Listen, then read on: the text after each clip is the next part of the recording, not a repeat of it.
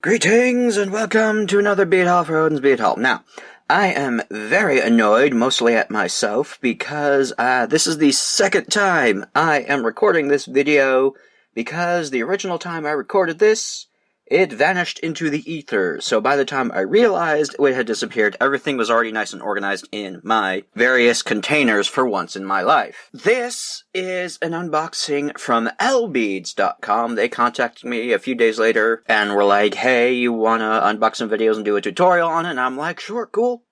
I always love doing that. So, this is from lbeads.com, and it's pretty much the same deal. It's a large wholesale site. And there are quite a few of these on the market, but they are worth looking into, each individual one, because while they have similar products, there's some unique things that aren't seen in other stores, and they're just nice and cheap products, so it's very good for like table fillers, or just wanting to get started in beading, or wanting to design things and test things out without using the more expensive materials. So yeah, I will show you what I have got, and I will have another tutorial set up with the stuff that I got from here. So, first off, I could not resist. I have like my little order slip next to me so I remember everything that I got. So, I got into some more resin materials. I got these nice flexible silicone molds because I really want to get back into resin, but I'm just trying to decide which resin I want to work with. I like UV, but I need to find one that behaves. But anyway, I got this nice little cabochon mold with a bunch of little teeny different pieces in it, because I think it would be kind of fun to do a bunch of little colors and have like a confetti appearance or something. I don't know. I liked all the big and small sizes. These are all sizes that I would use in my own bezels, as well as some small things that I could probably make studs out of or something. I don't know. I liked it. I wanted it, so I got it. And then I also got 2 horns, because I kind of really wanted to get into the hair clips or the headbands and things like that. So I got a couple of unicorn horns, and they're very deep, so I'm not sure how I'm going to fare on molding these. And also, on the resin realm, I got some more bezels, because these were just freaking cute, and I didn't see them previously. So these are like little star potion fountain-y thingies. They're really cute. And I think that might be kind of cool with these unicorn horns to, like, I don't know, have like a giant keychain or something out of, I don't know. I have ideas. But yes, these are cute. They're in the rose gold finish, which I am loving. I think that is it for the resin bits that I got. I'm double checking. Yes. Also, they have general crafts and some fabric-y things, and I got a very cheap hole punch, or rivet puncher, just because, you know, something I needed, and I didn't want to pay a lot of money for it. So, it's pretty reasonable, pretty hefty. You can probably smack somebody's brains with it. But yeah, a little rivet gun with several sizes. It's a little on the stiff side, but yeah. So next up, I got a bunch of earring findings. I got a huge pack of ear nuts for the backings, and these are really nice to have. I always lose mine, so I tend to put them on French wires, even though it doesn't really matter to some people, but I lose them somehow. Somehow my earrings fall right off my holes, so I like to use these to stop that. But it was like 10 grams of these for 50 cents. Yes, please.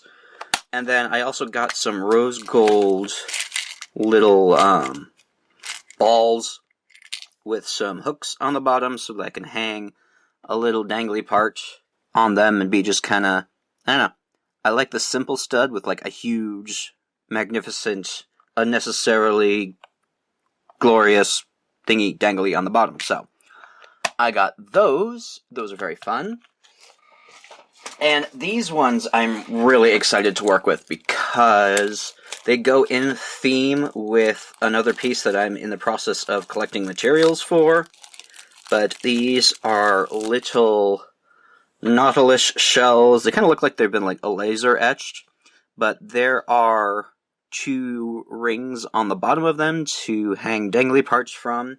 And this is going to go really well with my lava ammonite fossil set. I'm making a huge bib necklace with things, like I have these paisley duos, I have these sea urchin crystals, and of course a giant fire opal ammonite that I'm going to use, or amylite, I don't remember the two of them, that I'm going to use. So when I saw these at the shop, I really needed to have them. So I have them. And then I got these, which were pretty cute. There's an acrylic little charm in the middle of it. This is an interesting little finding that kind of looks like a more organic liquidy bezel around it. The way that this is exposed, I'm sure you could replace the stone inside if you wanted a different color or something, because I only saw purple with these. And this one, like, this is acrylic, so it's not as shiny, but they're still pretty cute, and they still make a statement there. I actually used them in the upcoming tutorial, which is what I have here. So I used this bit to kind of accent these earrings, and I don't know, I think this is a fun design. It was, I don't know, I had a lot of fun making it, so this is what I'm going to show you how to do next time. Yeah, I don't know. They're really cute. They add a nice little accent to it, and yeah, I'm going to probably use the extras in other pieces. So, be on the lookout for that. In the same vein, I got the materials for this earring, one being the cubic zirconia that are in the center bezel here, and these are really cool. They are a cubic zirconia that meant to imitate, what's that? Topaz. Mystic topaz! Haha!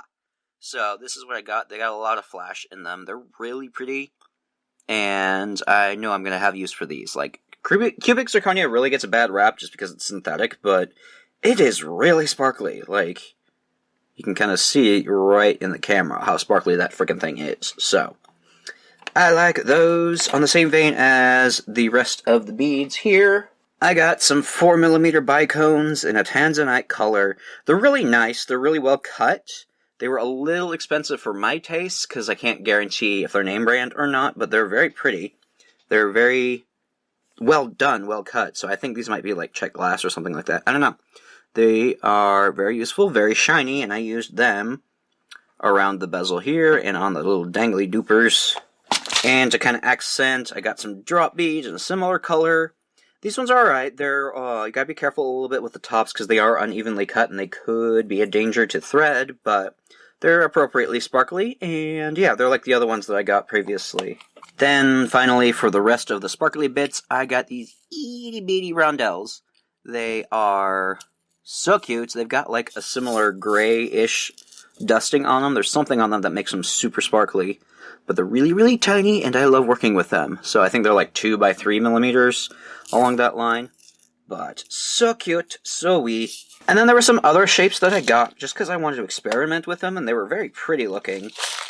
And I had ideas, mostly these little rectangle prism thingies. They're faceted, they got a very interesting cut to them, so I can kind of imagine these either like bezeling around them for like chains or making focal points on earrings and stuff like that, so I might experiment more with those, and you might find more tutorials with these, using these, but they're really sparkly, they're very nice. Clean cut, it looks like, so they're really cool. Next up were these coin-shaped faceted ones. These are very cool, very pretty. They have like a flat matte finish to the center of them, while the rest of them is polished and tidy and clean. I haven't used much coin beads, so I thought these were kind of good for just to add a bit of dimension and some extra things. Like, you can even make like mini bezels out of them, do something around to kind of highlight the faceted points, but I don't know, I just thought they were neat, so I got those. Then I got some glass rivolis, which I really liked how these look. I think the key is to get the ones with the finish on top of it for the extra most shininess factor, because these are really cute. They're still glass, and they have like what looks like a, I don't know, a yellowish purple tinge to them. So I don't know if the yellow's on the bottom or what have you, but these look really cute, and they'd be nice for definitely. You get like, I got like a bag of 50 for like $3. So that's a pretty good deal. And it's great for practice, and it's great for probably gifts and stuff too. So I don't know. I have a lot of projects that use this size of beads, so that's really cool to find something else, some alternatives that are super sparkly. So I'm happy with those. And that was it. That is all I got from L-Beads. It's pretty damn good, actually, for all things considered. Like, my budget was pretty small, and I managed to get quite a lot out of it. So, very, very pretty things going on, and be on the lookout for this tutorial as well.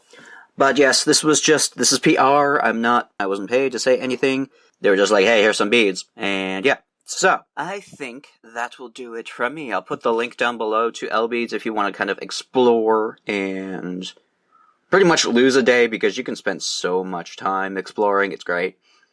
But anyway, be sure to like up this video and subscribe if you want to see more bullshit from me. Check out all my other shenanigans, all my social medias to come and say hi. All pertinent links are down below. Thank y'all to my patrons over on Patreon. You guys are the sweetest. You are all awesome. I appreciate your support. Y'all have been helping me out on some rough-ridden times, so I greatly, greatly appreciate your support. And if you want to become a patron over on Patreon, be sure to check down the link in the description box. Patreon.com/odins.musings.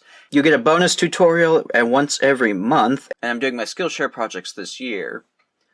And if I post this in the month of March, I'm having an extra super bonus tutorial happening on Patreon. Every single patron that signs up between now and March 31st gets a free PDF tutorial of one of my most magnificent pieces, the Crystal Lilies. So, I'm giving away to everybody who's signed up at the Muser level, which is the smallest bottom tier, and I will send everyone the PDF pattern for this glorious piece. So be sure to check that out down below, where you will find all pertinent links. Thank you all so much for joining me, and of course, if there's anything I need to be trying out right now, feel free to let me know down below, and I will see you next time.